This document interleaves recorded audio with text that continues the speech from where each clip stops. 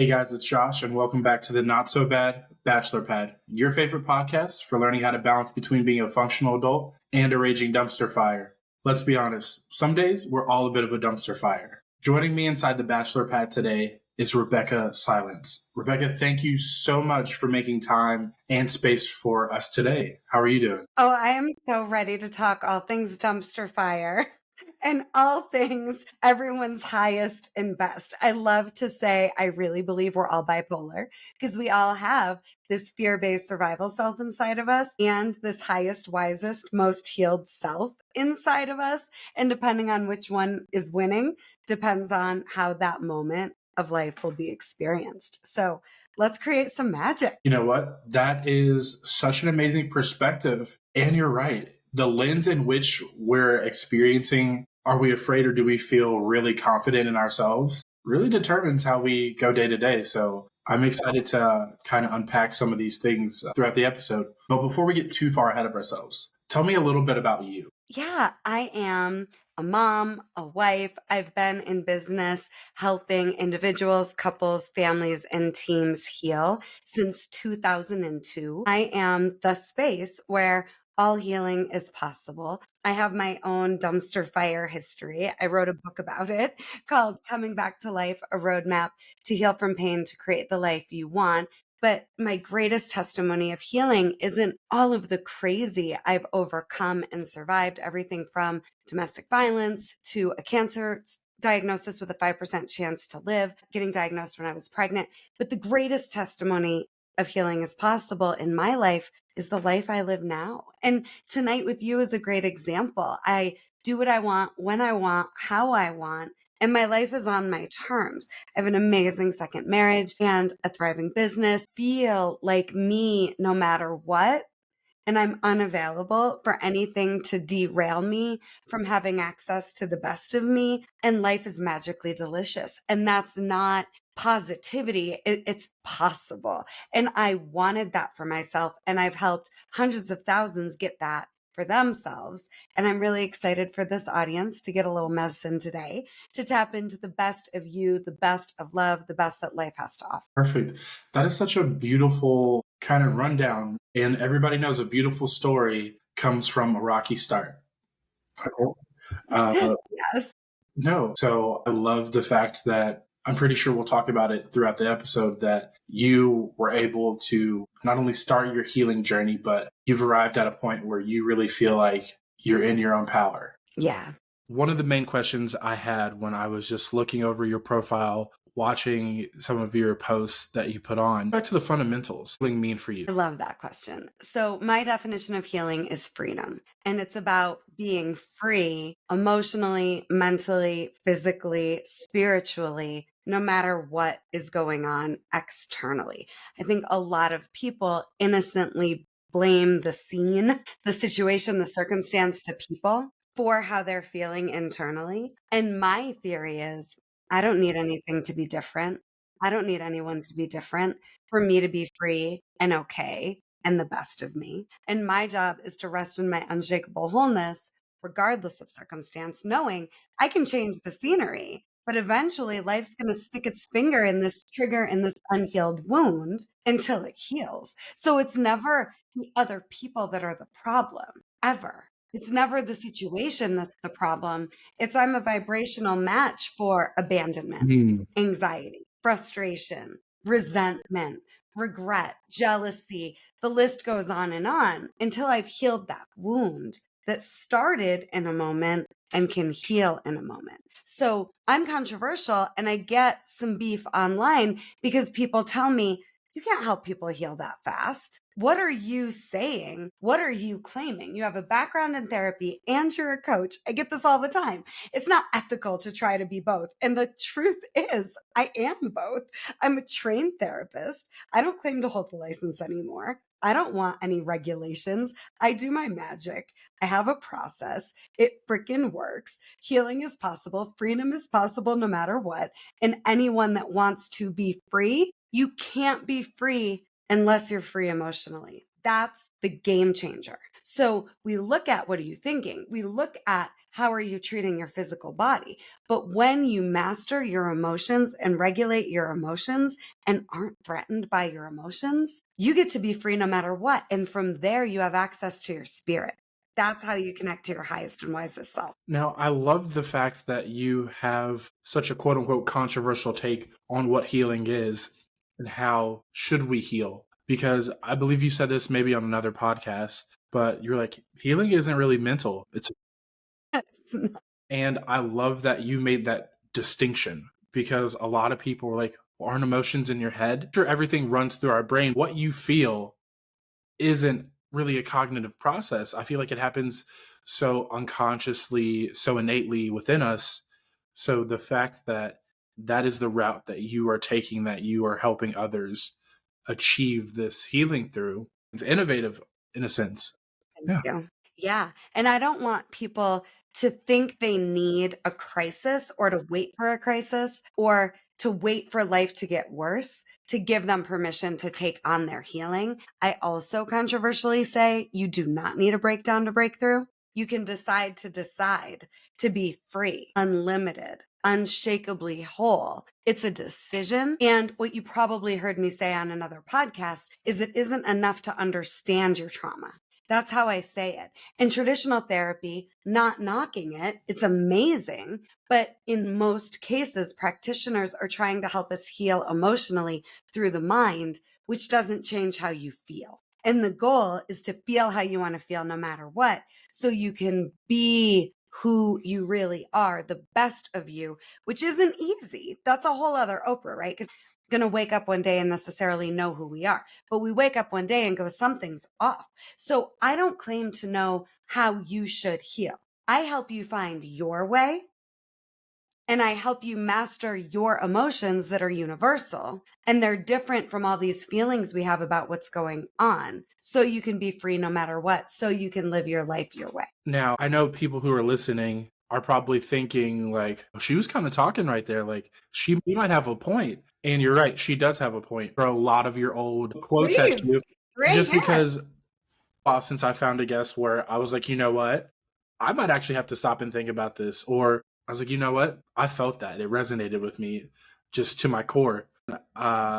This next quote you said, another quote that you had that I was like, that I'm not going to steal it, but I'm definitely going to throw it around a little bit. Is you said you can't reinvent your life before you reinvent yourself. I don't know if you remember Mhm. saying that, but that is such an amazing statement that I think more people need to actually listen to, like rewind 15 seconds to when I said it and really think about what that says. Because you're right. Insanity is defined as doing the same thing over and over and expecting different results. So if you aren't really healing or working on yourself, how do you expect to achieve all these dreams, these aspirations, these goals that you have, or live a life that you are envisioning? Because you haven't really changed anything. You're still in that same emotional space with that big ass open wound.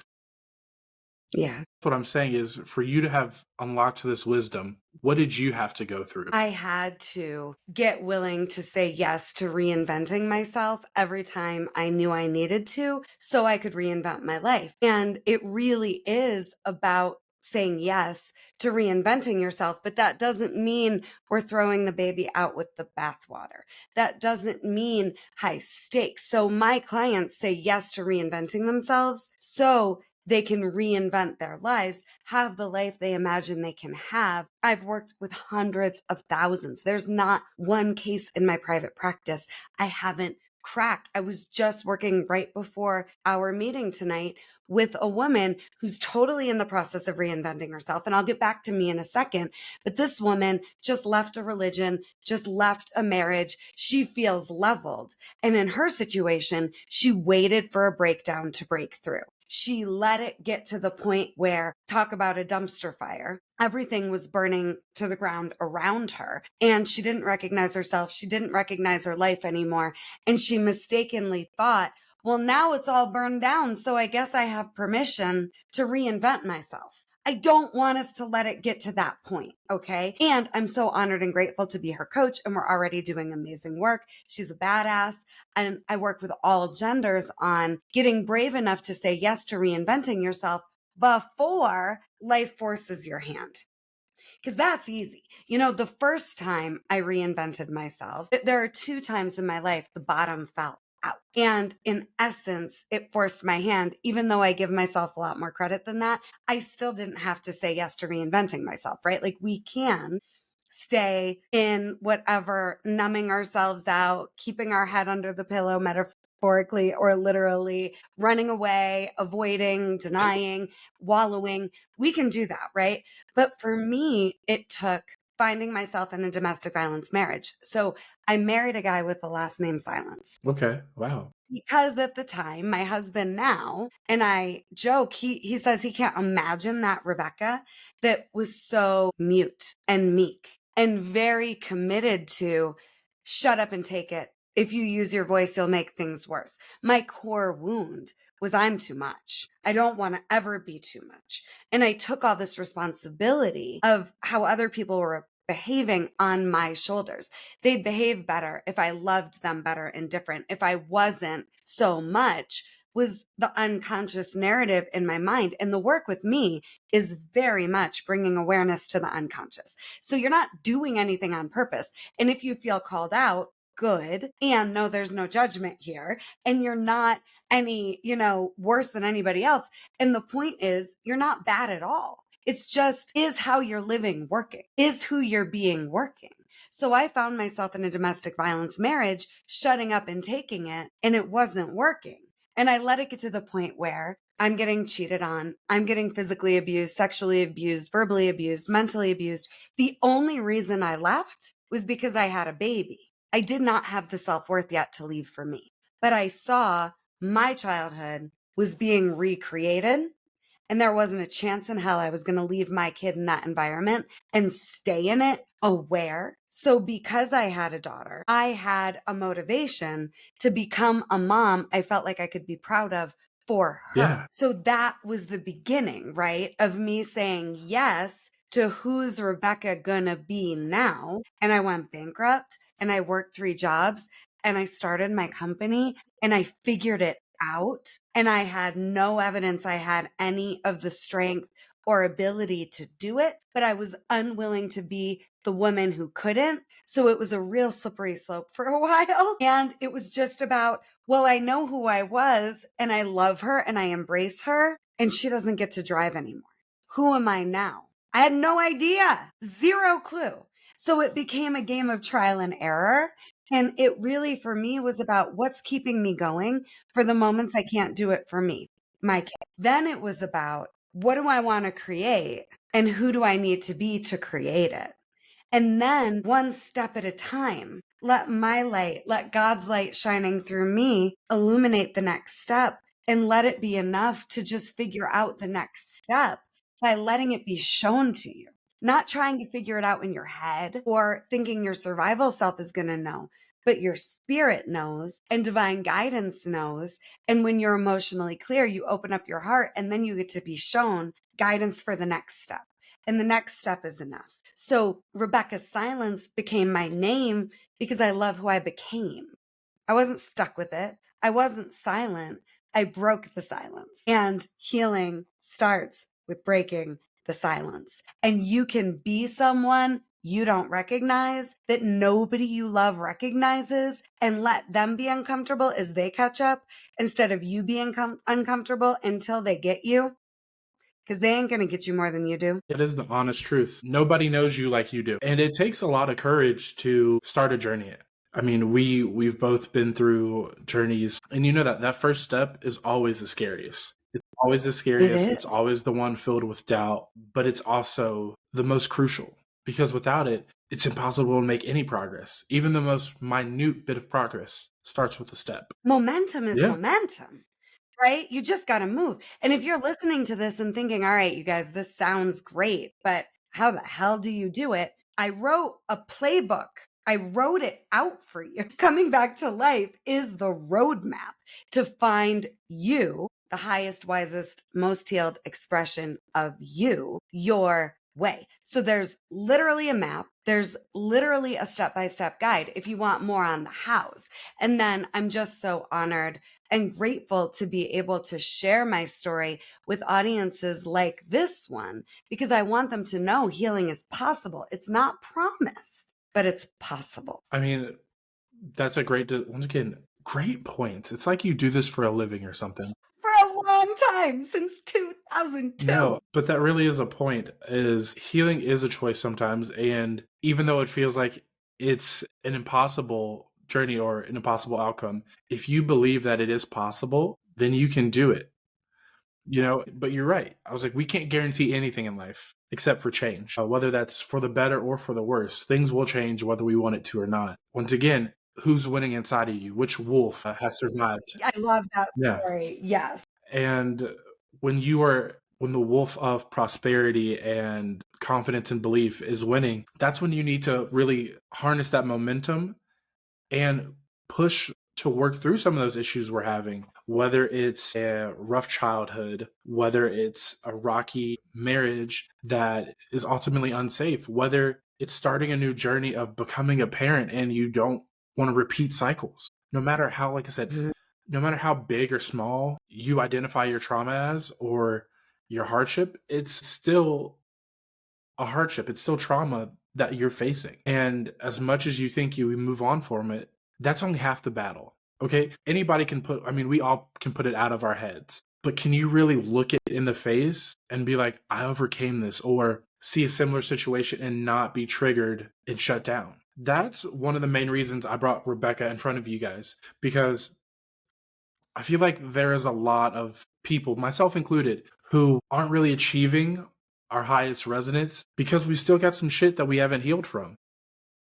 Mhm. And even if you started healing from something, that doesn't mean that new stuff won't come up, be added to the pile. So if you're not really taking care of self, if you're not really focusing on regulating your emotional state and actively trying to reinvent yourself, you're kind of just treading water in a sense. Or like I describe it, blowing in the wind, right? You're just at the effect of everyone else's agendas, right? When you're not intentional and deliberate about who you're being and what you want to create and how you want to feel. And you always have control over, in any moment, in any breath, who you're being, survival you healed you, how you're feeling, and what you're creating.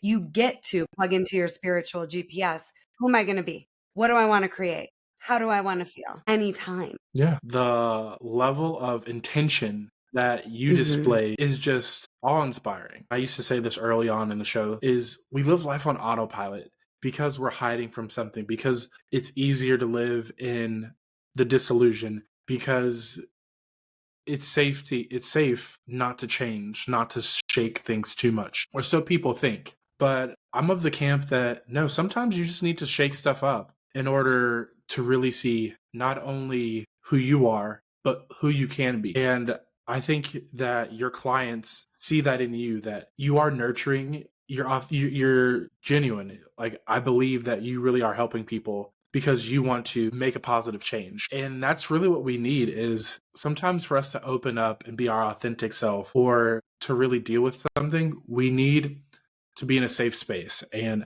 I can only imagine that you are creating such an environment.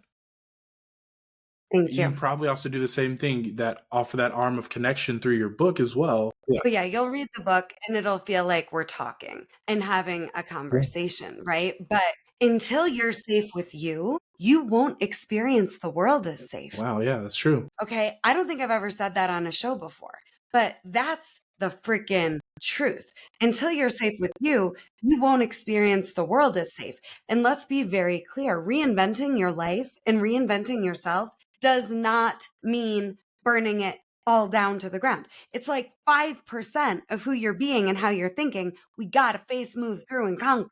So don't think reinvention means I gotta leave the spouse, I gotta leave the job, I gotta lose 100 pounds, I gotta, do this, do that, do the next thing. I want us lighting a match to reignite the spark of your essence, not lighting a match to burn it all down. So, like the client I shared about earlier, well, there's nothing to lose because nothing's left. Everything's gone, right? We want to reinvent building off of what works. 100%. And I mean, if you just think about it as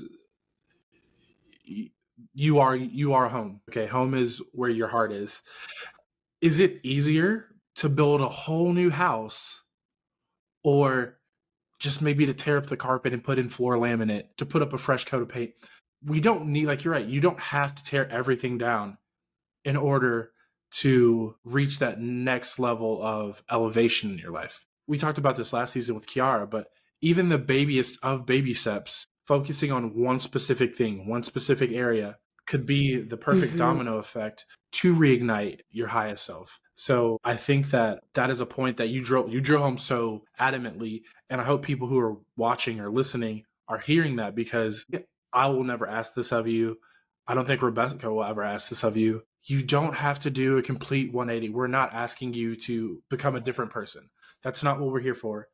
For the sole fact that as a coach, it's not my job to tell you what your goal should be or are you living your life right. It's your life. Live it how you want to. It's our job to help support and guide you to get there, you know? And sometimes for me, that's saying, hey, just go out and talk to one person, make eye contact for more than 5 seconds with one person, because you have trouble connecting and communicating. It's really hard to connect with somebody when you can't look them in the eye.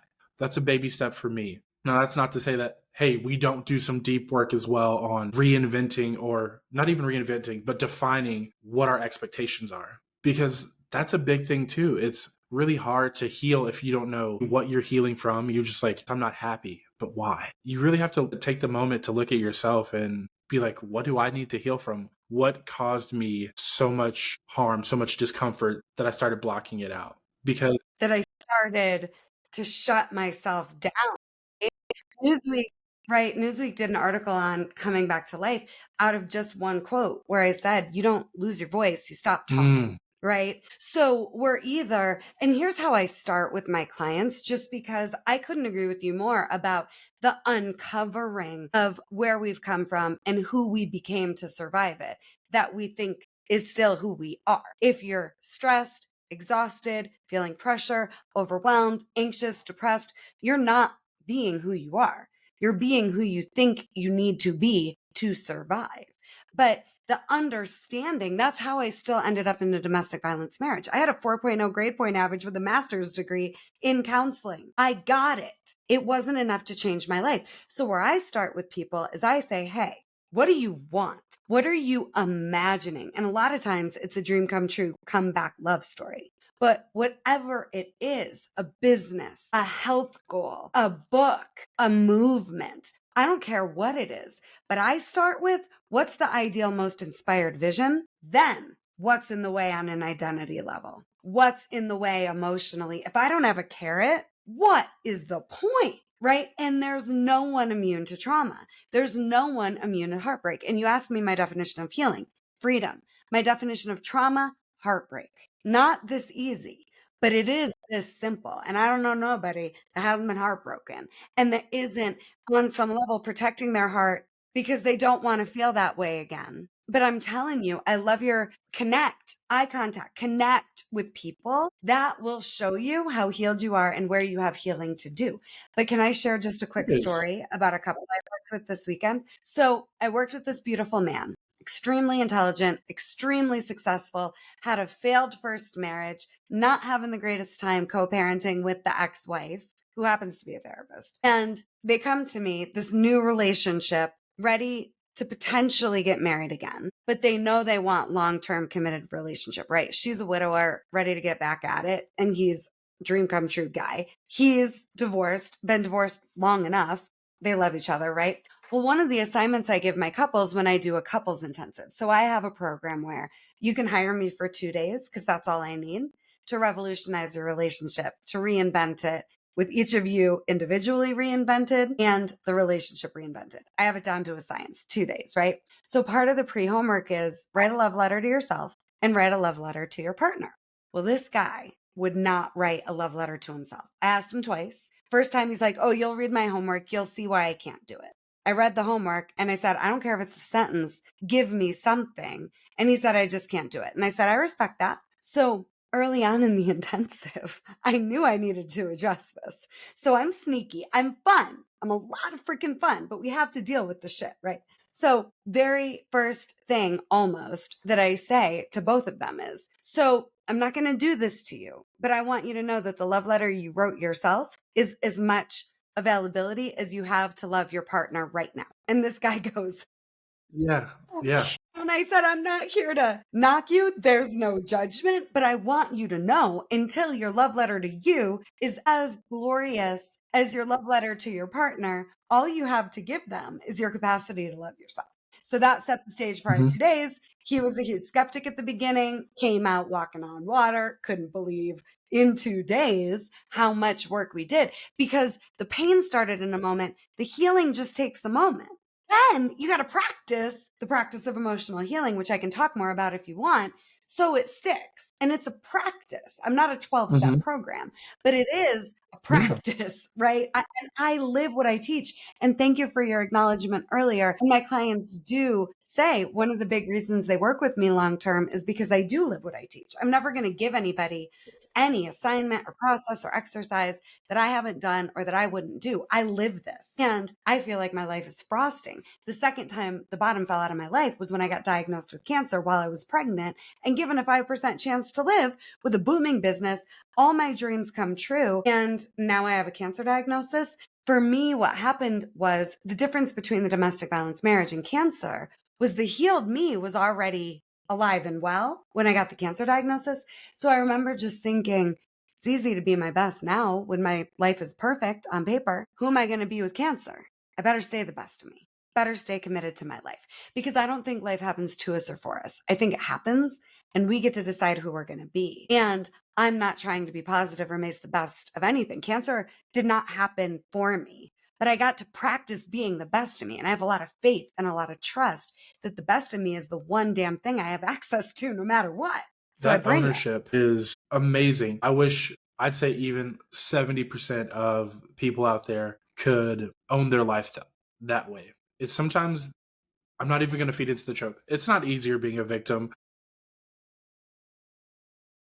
It's It's like we don't have time for it. And what I mean is I'm sympathetic. Life does happen, but it's how you choose to face it, how you choose to engage life as it's happening that will determine who you become and how much is built after it.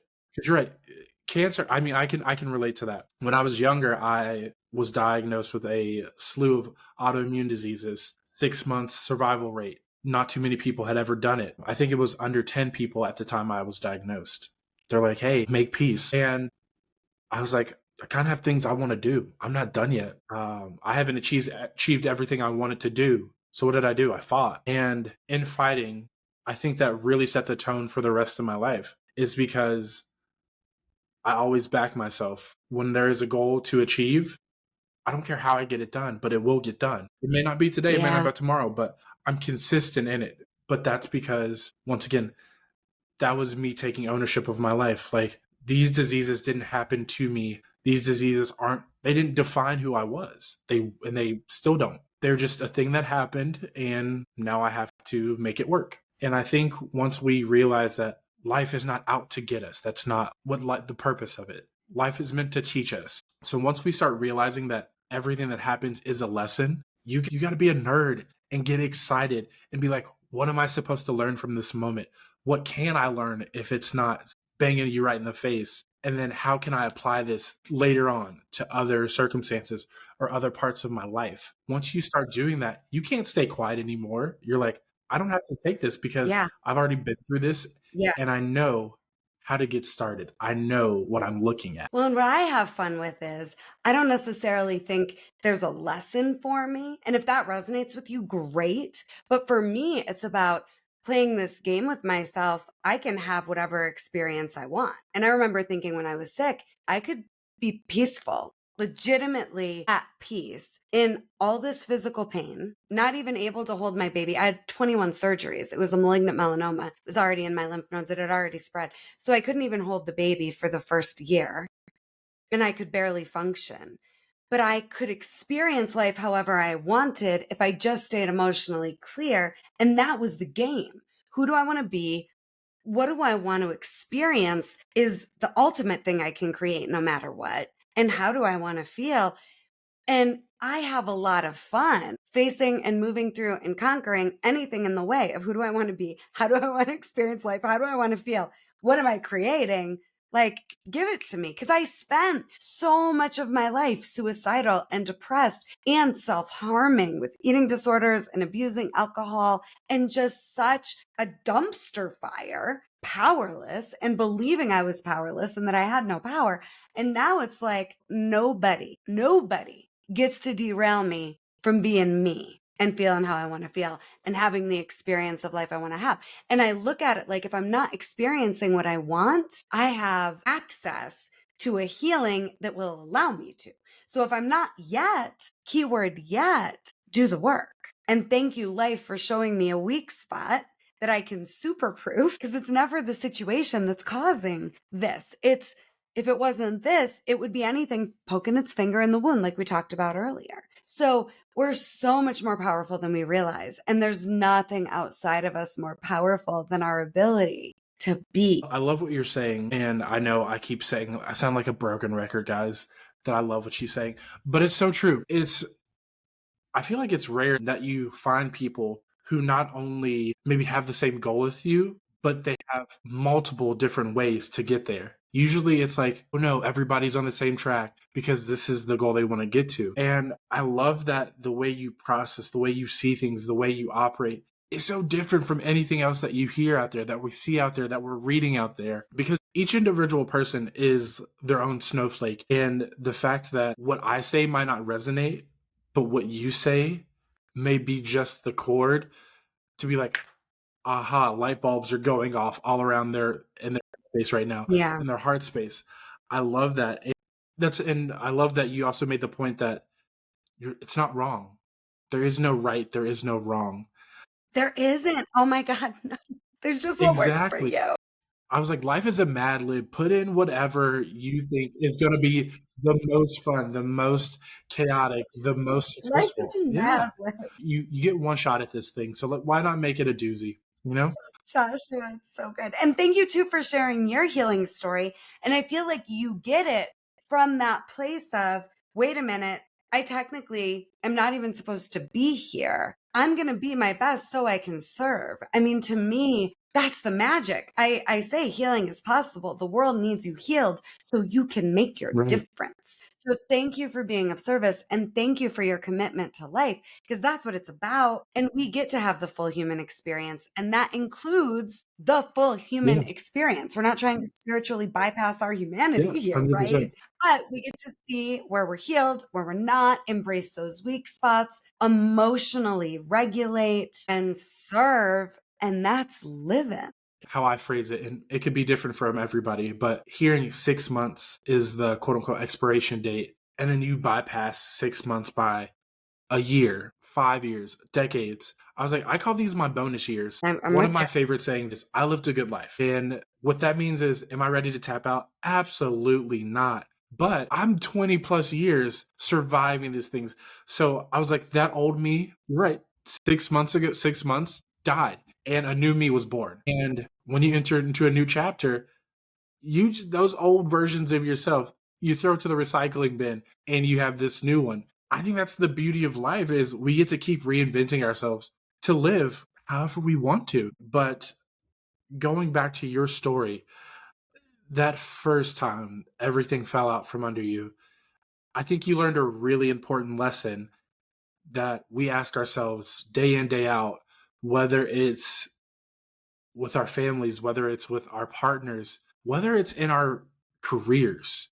Is it easier to stay and try to keep making excuses and working it out, or just to walk away? Because sometimes I feel like we're addicted to our trauma. Like we like being sad. We like having this Well, it's notch. comforting. Yes. It's comforting. And we know we can survive survival. We don't know we can survive alignment. That's That's really Yeah. important, right? So keep going, but I just wanted to briefly interject there on the why, because I don't think about it like it's easier to stay or go. I think about what's the right step for me that's undeniable, because it's either working or it's not. What's right is not always easy and comfortable and comforting. And in fact, a lot of times it can feel really counterintuitive. No, I agree with that. Would it be beneficial, Joshua, to talk about how do you know when it's time to leave? I think that's a great question.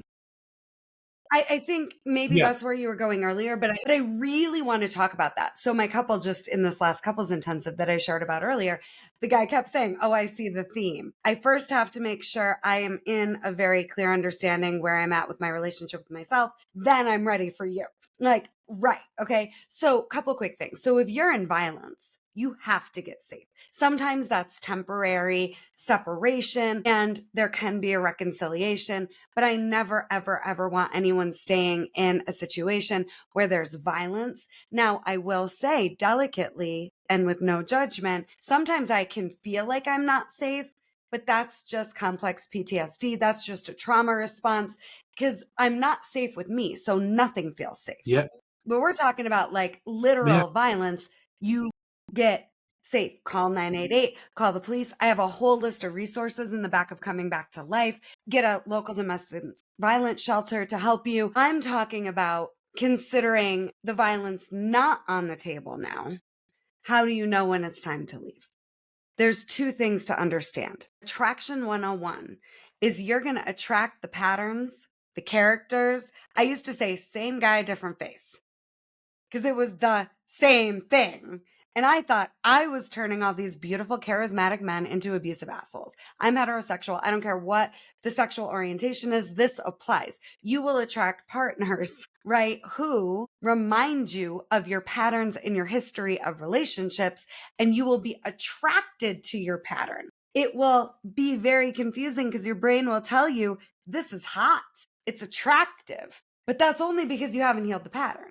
So then it can be this toxic pattern onto the next one, onto the next one, and you wonder why it's still happening, right? So just know you can heal the pattern with who you're with. And until you do that, you take your pattern with you every time you leave. So no, you're attracting patterns you haven't healed until they're healed. Then I always say, you know, you're ready to leave when the relationship feels complete. You're emotionally clear, you're solid, and it's just time to put down the fork. Meal's done. Until you're there and it's that soft and grounded and neutral, I tell people, not time to leave yet. Well, he's calling me names. He's being mean to me. I need to go. How often are you calling you the same name? Has that stopped yet? That is an Handle that. amazing, like, phenomenal point. I need you to say that, like, one more time, because I don't know if everybody was, like, really I think they were on autopilot right there. Yeah. Say that one more time for me. No, I mean, it's delicate, right? And I'm not pretending I'm not a controversial coach. So what I'm saying is, if someone's saying to me, "Well, Rebecca, but the partner's doing this, that, the next thing, she's calling me names, disrespecting me." Okay, well, how often are you calling you those names and disrespecting you the way your partner is? Until that's handled, get rid of this person, but you're still doing it with you. You're essentially still parenting yourself the way you were parented. So you can move the cheese, you can change the scenery, but you'll keep attracting it. Or Elizabeth Gilbert is a great example, the author of Eat, Pray, Love. Adore her. I have so much respect for her. But I met her at an event and she said she was going to be celibate. I don't know. She gets to change her mind a couple of years later if that's still the case. But it was so sad to me because she was saying, I'm going to be celibate for the rest of my life because I can't not be codependent. That's some hard truth that How many of us have felt that way, right? I can't be in a relationship. It's independence or it's the relationship. So what I teach is my ideal partnership formula. 1 + 1 = 3. I know the math doesn't math, but the point is there's you, there's the other person, there's the relationship. All three need to be firing on all cylinders. And you with you is about you responsible for the experience you're having and who you're being. And nobody caused you to be somebody that you're not proud of and that you don't respect. And nobody caused you to have a shitty experience. That's all you, boo. Your partner, same thing. They're responsible for who they're being and how they're experiencing life. And once we have two healed adults, holy shit, the relationship can be nurtured by two people and glorious I like to say magically delicious, but it's you with you first, because you care about your healing and your relationship with you and you being good to you. You get to the point where you're unavailable for shame. You're unavailable for guilt. You're unavailable to talk shit towards you, be harsh with you, mean towards you. Now you attract people that are there with them, and that means they can be there for you. But the relationship's not over if you're triggered. Yeah. And You got to get untriggered first. And then I'm just not a yes to this anymore. And I bless you into your future. I used to have a really hard time letting people go because I was so abandoned so many times. But then I realized in some cases, a false loyalty to this person is me in self betrayal. So I love to ask people, did you make sure? Did you give the other person a chance to show up for and with you before you leave? I had a client recently that said, I'm just done with my husband. I don't even want to bother. He's never going to be able to rise to meet me. We've done how much work together? I'm going to coach you to heal with him so you know you did. There's kids. You have not come this far to come this far. And I get your brain really thinks that's a good idea to just bag it. But now you have to start over with new people, personally or professionally, to get to the wall you couldn't get past with him. Let's just get past the wall and then decide, do you want to stay or go? Because I don't care. Leave. I have no problem with people gracefully divorcing. It's just most of the time they're not. I can see that. And it's something that's super relevant to my day to day right now. Is one of my best friends. And I say this, I was like, I'm not the right coach for everybody. How I view relationships, what you want out of a relationship, I'm not always the right person to coach you through that. And that's the conversation that I had to have with her is you got to stop coming to me. Don't get me wrong. If something actually happens, I will be here. I'm always here to listen. But obviously, the lesson that I have to teach you isn't the lesson that you need right now or one that you want to hear. And she's definitely in the space that you talked about earlier is he's calling me this, she's calling me this, whatever.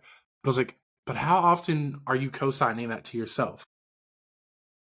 Right. How are you treating my friend is what I always ask her. Because I was like, you can't just talk to my friend any type of way. I get a certain, because then I get a certain type of way. So I think once she starts to understand that lesson that I was like, you're right. I was like, you're not ready to leave him because there's still something there. There's something unresolved. Whether that's a lesson that you have to learn with yourself and you be like, well, I don't tolerate this for me because I don't want to stay quiet anymore. I don't want to stay complacent in this. Once you get there and you be like, you know what? You're right. It's clean. The plate's clean. The emotions clear cut, tucked away, folded up. Then I think that she'll be ready to move on. And I think a lot of people don't really realize that as much as it might be, there are three people in the relationship. You're right. Me, and then our relationship as a whole has its own life. A lot of people, they're like, well, I feel like our relationship is good, but I'm not good and he's not good, or some variation of that trio isn't working.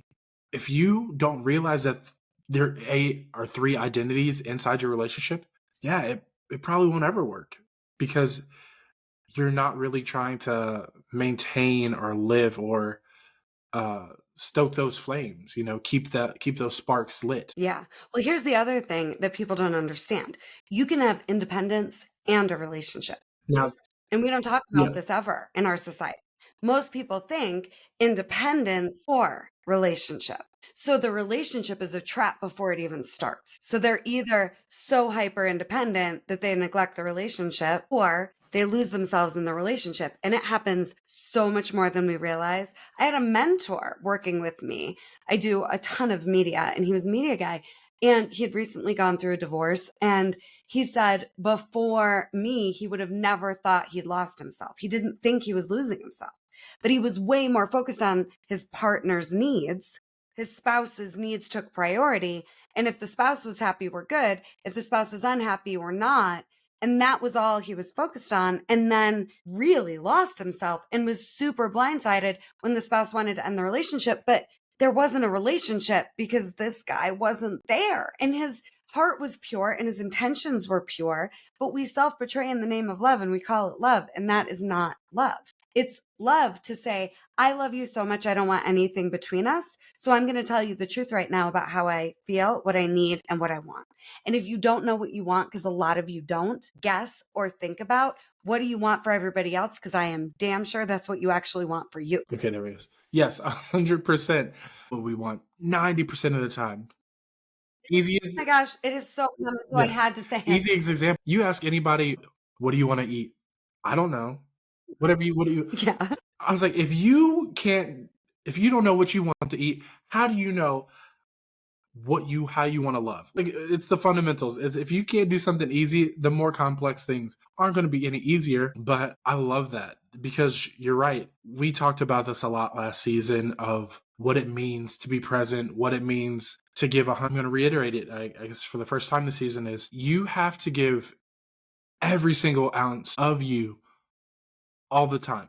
Now, what I mean by that is we all have days where we just feel like we don't have it, or we may be confused on what we want. You want it to be better. You know, you want it to be healthy for you. You know, you don't want it to be the situation, let's use the word escaped from, because sometimes we are trapped and you have no idea how you got in or out of that situation. So you escaped. But the key to me is of not getting trapped again is, like you said, just every day choosing you, setting these boundaries, having these expectations of ourselves and of the life we want. Keep compounding every day. It's an everyday choice. You're right.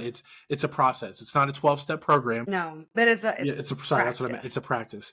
Because just like when you go to the gym for the first time, you don't start off lifting hundreds of pounds of weight. You start off with 5 and then you start progressing from there. It's the same with our emotions. It's the same with our connections. It's the same with every aspect of your life. And if you don't take anything away from today's episode, it's that things compound on each other and you just really have to take the time to see that. in either Correct. direction, right? In the direction of survival, in the Right. direction of I was like, when alignment. we're in flight or fight, all we can think about is the next step to being safe. And there's nothing wrong with that because there's a time and a place for it. Survival is necessary. It's key. Nobody judges you for doing what you need to do to survive, especially if there's physical harm being done to you or somebody that you're responsible for. Because, like you said, it wasn't that you were afraid of the harm coming to you. It was of what could happen to your daughter, and you didn't want that to repeat. That's good. That's natural. Like I said, that survival instinct kept you alive, got you to where you are to today. When you're in a safer space, when you can reach that equilibrium again, let's not get complacent in that space because you didn't put a lot of distance from where you were to where you are now. So it could catch up to you. Life could happen. So you always have to keep striving to get more secure in yourself in every relationship, no matter what type it is. Because people, I don't know if you agree with this, but people, when you say relationship, tend to think romantic. But that is not the only, Well, it's yeah, all relationships, and it's even relationships with food, with exactly. sex, with money. I'm a relationship expert because I know how to be the best of me and let it be enough no matter what. And I look at all of my relationships, and I'm only as strong as my weakest relationship in relationships. And that has nothing to do with how other people show up. And you mentioned fight, flight, but I want to point out the one we don't talk about enough, Breathing, which yeah. is freeze, right? So you're either in fight, flight, or freeze, and it's all justified. But only in relationships can you see where you're at with your relationship with yourself. It's easy to be alone with you. It's not easy to use every relationship as an opportunity to self check, temp check. How am I with me right now? And when you're good with you, and the thing is, some days your best is going to look like a marathon, metaphorically or literally. Some days your best is going to be you got up, you took a bath, you watched a whole series of a show. It's okay. Just you know with you, it's a you with you game. How did you show up? Was it my best today? And as long as your goal is to be your best, let it be enough. Let it be enough. And don't compare your best to somebody else's best and think that's going to be healing. You know, it isn't. I'm just thinking about another client that messaged me today, all frustrated because his business partner, he's like, I'm my best. My business partner, no. And I said, well, hold on. You're comparing your 100% capacity to show up with theirs, and their 100% capacity is very different than yours because you work with me.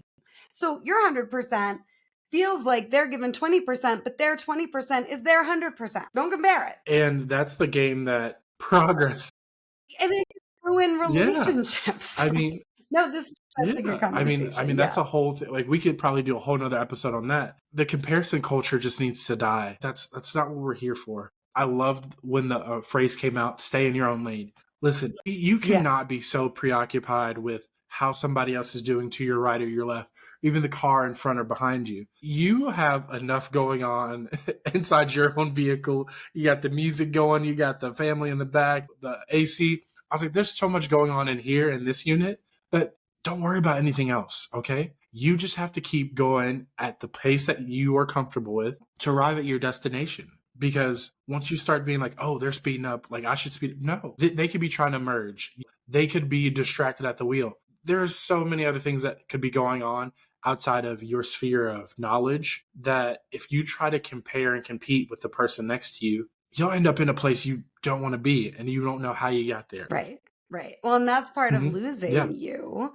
Right. And I had a mentor, my first one, that used to say, just go as far as you think you can and take one more step. And I think that's so good. And let your best be enough. And again, assess what worked, what didn't, what do I want to keep? What do I want to try instead? Or what do I not want to do the next time? It's all information once your commitment is to source from alignment. So we have fight, flight, freeze, healed. The fourth option is healed, where it's all neutral. It doesn't have to be like rainbows and orgasms. It's neutral and you're free is a great place to get. There's no charge. There's no infection emotionally. Neutral, I'm down with neutral. Neutral's still free. I love that. Like rainbows and orgasms. Like that's a great title for something. I mean, I don't know what, but it's a great title for something. I'll remember. No, I think today has been really enlightening. English is hard. You would not think that I studied it for all these years. Today has been really illuminating. That's the word we were looking for. And I hope everybody who's been watching, who's been listening, hey, just huge thank you. Shout out to you for making it this far into the video, this far into the episode. Hopefully that you are full right now. Your soul is full. Your heart is full because Rebeccah laid so many gems on us, so many one-liners that it ended up being a full course meal. And I'm pretty sure you could have come into this at any point in this show and still taken something away from it, still learned, still grew. So Rebeccah, thank you for that today. But before we get out of here, we got to show you some love. So guys, don't forget to hit that like button. Rebeccah's going to tell you where you can find her if you are ready to stop being quiet, because it really does start with you. And like we talked about, I can only get you so far. And sometimes it's good to have a bouquet of different experiences. Don't forget to follow her on all of her social media. Check out what she's doing. Your book is available everywhere, correct? Amazon. Correct. It's Yes. available everywhere books are Perfect. sold. Alrighty. So let the audience know last minute words of wisdom and how we can find Yeah. you. Well, what we didn't get a chance to touch on today that all of you deserve an opportunity to go deeper on with me if you're interested is my differentiation between emotions and feelings and how do you stay emotionally clear. So the book gives you so much, particularly chapter 2, Coming Back to Life, a roadmap to heal from pain to create the life you want. And on my website, RebeccahSilence.com, there is a free masterclass, The 3 Must Know Secrets to Heal and Save Your Family. That's my gift that will start to teach you about emotions and how to get out of your head and what you need to know. It's the 3 Must Know Secrets to heal, meaning to be free. So you can apply it to family, you can apply it to team, which by the way, all team corporate drama is family coaching work that needs to be done because you're not mad at this coworker. They just remind you of your sister. So the 3 Must Know Secrets to Heal and Save Your Family apply professionally as much as personally. And I want you to have it all. Happy personal life, happy professional life. I want your life to be yours. I want you to have a life that fits in with you. So check out the book, check out the masterclass. If you want the VIP, you can get my course, The Emotional Survival Kit, or reach out to me for private one-on-one services. But the deal is at Rebeccah Silence, anywhere on social, RebeccahSilence.com, healing is possible for you. That's a promise, but you're the catalyst for your own healing. I don't want your trauma to win. I want you to win. So my products and services get you there because you get you there, not because I do it. Once again, Rebeccah, thank you so much for just sharing that wealth of knowledge you have, that new perspective, and giving everybody who's listening a place to go that's safe. Guys, thank you for watching. I'll see all you amazing people next week for another episode of the Not So Bad Bachelor Pad. Until then, just let me know. Are you done being silent? Are you ready to start speaking your truth? Go ahead, leave a comment, and I will see you next week.